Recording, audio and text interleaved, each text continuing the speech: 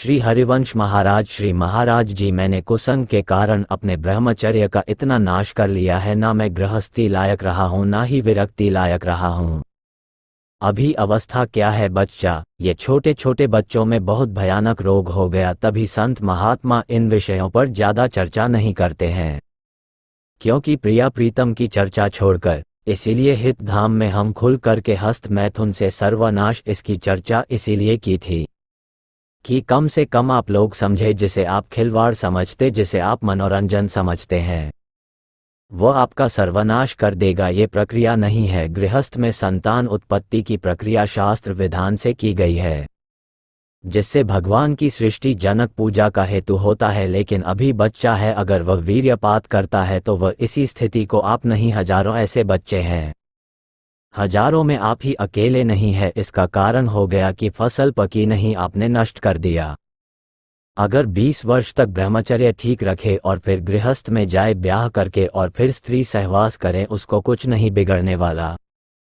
वो 20 वर्ष स्त्री सहवास करके और फिर वह वैराग्य में चले तो बिल्कुल सच्चा फकीर बन सकता है। परंतु हुआ क्या, अभी फसल जैसे गेहूं की फसल होती है ना, देहात में उसे कहते हैं गले गलित, माने अभी दाना पड़ने की प्रथम भूमिका है, दाना पड़ा नहीं, बाली आ गई, प्रथम भूमिका है। अब उसमें फसल को आप काट लो, एक भी दाना नहीं निकलेगा और भूषा में दम नहीं होगी, बेकार चला जाए। 2 महीने केवल रुक जाओ, उसमें दाना जाने दो, पक जाने दो। तो वही बोले 50 मन एक बगा 50 मन हुआ। तो अभी उम्र जो किशोर अवस्था से उठती है, जैसे 13, 14, 15, 16, 17, ये गलती की है। अब शास्त्रीय सिद्धांत से 25 वर्ष तक यह ब्रह्मचारी रहे और फिर वह गृहस्थी में चला जाए, और 202 वर्ष गृहस्थ में तो वह बहुत अच्छा गृहस्थ, और 25 वर्ष का ब्रह्मचारी जब संतान उत्पन्न करेगा तो बलिष्ठ और ज्ञानी और सर्वांग पुष्ट संतानें होंगी। अब उसका महत्व ही नहीं समझा गया। बच्चे बच्चे खिलवाड़ में जैसे दाद होती है, उसे खुजला तो अच्छा लगता है पर बाद में फब दे जाती है। दाद जैसा सुख मिलता है उसको खुजलाने का और उसी को सुख समझता है। अभी अज्ञानी है, जानता है नहीं। वीरपात जैसी भयानक मतलब वृत्ति उत्पन्न हो गई। अब उसको किसी दूसरे की जरूरत नहीं, तो अब वो उसे खिलवाड़ समझता है।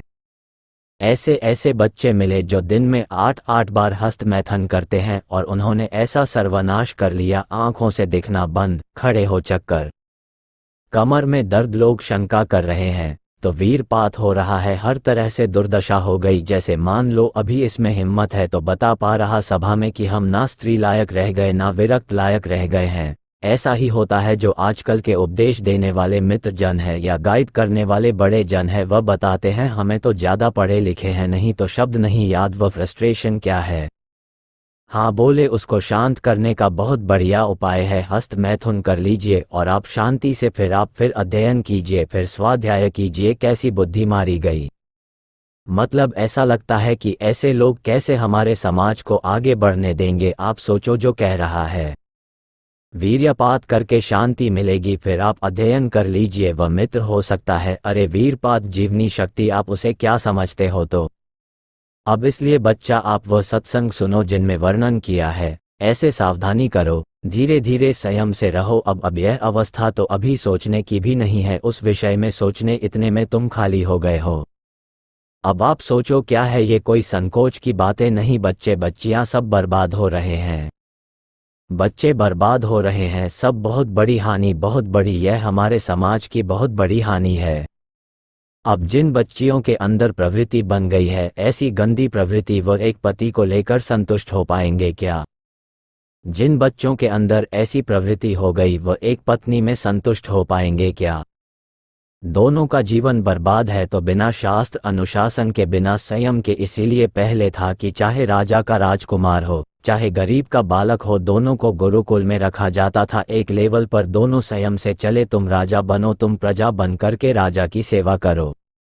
वो जो भी, पर दोनों एक समान गुण के अधिकारी होते थे। अब आजकल तो ऐसा है नहीं और अपने बस की बात नहीं रह गई भाई। आप ना सुधारना चाहो तो चाहे ब्रह्मा जी आ जाए, आपको नहीं सुधार सकते, आपके सुधारने पर है। आपने खुद अपना नाश कर लिया। अभ्यास एक ऐसी चीज होती है कि बहुत अच्छी भी होती है, बहुत बुरी भी होती है। अब जैसे जिनको ऐसा अभ्यास हो गया वह कसम खा ले तो भी नहीं रुक सकते, क्योंकि उनके हाथ वही पहुंच जाएंगे, वैसी चेष्टा करेंगे, फिर बाद में उनको रोना आएगा, फिर वो कसम खाएंगे, फिर वो हार जाएंगे। पर उनके जबरदस्ती वह क्रिया करा लेगा। अभ्यास एक बहुत बड़ी चीज होती है। देखो, सुधरने की चेष्टा, हाँ आप निकल सकते हो। सत्संग सुनो। जो ब्रह्मचर्य संबंधी सत्संग दिया, उन पर क्या ज्यादा चर्चा करें, बहुत सत्संग है। ब्रह्मचार्य के उनको सुनो, कभी हस्त क्रिया हो नहीं सकती। अभ्यास इतना गलत बन गया महाराज जी, हाँ तो वहां पहुंच जाता है। रात में अच्छा हम तो नाम का निरंतर रटन करते रहते हैं, ऐसा नहीं बच्चा बहू नहीं, ऐसा बच्चा निरंतर नाम का रटन से धोखा होता है, नाम की फिल्म अलना हो जाएगी। हाँ बच्चा नहीं, क्योंकि अब देखो जहाँ बैठे हो आप, बहुत संभल के बोलो, क्योंकि नाम हमारा आराध्य दे। हम एकदम नाम पर अगर कोई बोले तो हमें एकदम आवेश आ जाएगा, क्योंकि हम नाम से जी रहे हैं और नाम का स्वाद ले रहे हैं। नाम क्या है, इस पर काम की क्या ताकत है कि नाम जहाँ चल रहा है वह अपना प्रभाव दिखा दे। ऐसा थोड़ी कि हम राम राम कृष्ण कृष्ण कह रहे हैं वो हमें आग परास्त कर गया। ऐसा हो तो जितने बड़े बड़े दिग्गज समर्थ महात्मा हुए तो सब बेकार हो जाते। रात में नहीं चलता ना महाराज। बच्चा देखो, बच्चा अभ्यास करो, रात हो या दिन हो, ये कोई बड़ी बात नहीं है। अभ्यास गलत जैसे तुमने कर लिया है ऐसे सही अभ्यास करो। थोड़ी देर सो, कम सो और उठ के बैठ जाओ। जब आपको लग रहा हो ऐसा और टहलने लगो, उस समय लेटो मत और जोर जोर से नाम कीर्तन करो। राधा राधा राधा, प्रभु से प्रार्थना करो, नाथ गंदी आदतों में फंस गया हूँ, आप पिता हो, आप संभाल लो। वो चाहे ना तो घोर वैश्यागामी को महात्मा बना देते, उनसे प्रार्थना करो और अपने को बहुत छोटा समझो। अभिमान किसी बात का करो मत और यह बातें अंदर ही रखो। अब कभी कहना नहीं, इसके कहने से क्या होता है। सत्ता इसकी दृढ़ होती है, सूक्ष्म बात होती है। मुझे काम आ रहा है तो आपने काम की सत्ता दृढ़ कर दी, अब आप पक्त हो जाओगे।